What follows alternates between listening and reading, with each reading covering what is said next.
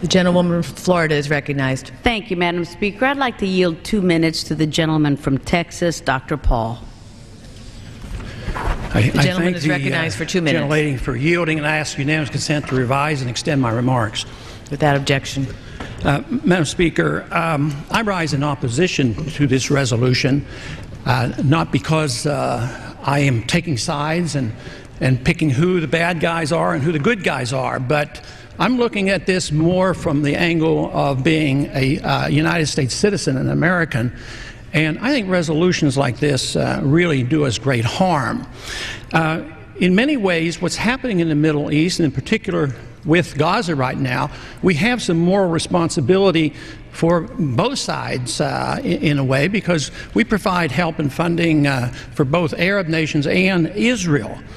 And so we definitely have a moral responsibility, and especially now today, the weapons being used to kill so many Palestinians are American weapons, and American funds essentially are being used for this.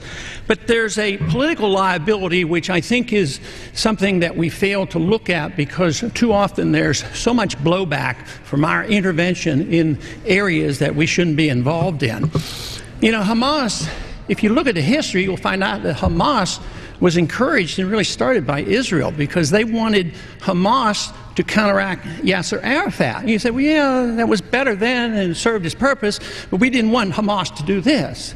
So then we as Americans say, well, we have such a good system, we're going to impose this on the world. We're going to invade Iraq and teach people how to be Democrats. We want free elections. So we encourage the Palestinians to have a free election. They do, and they elect Hamas. So we first indirectly and directly through Israel help establish Hamas. Then we have election. Then Hamas becomes dominant, so we have to kill them. You know, it just doesn't make sense. During the 80s, you know, we were allied with Osama bin Laden. And we were contending with the Soviets. It was at that time our CIA thought it was good if we radicalized the Muslim world. So we financed the madrasa schools to radicalize the Muslims in order to compete with the Soviets. There's too much blowback. There's a lot of reasons why we should oppose this resolution. It is not in the interest of the United States. It's not in the interest of Israel either.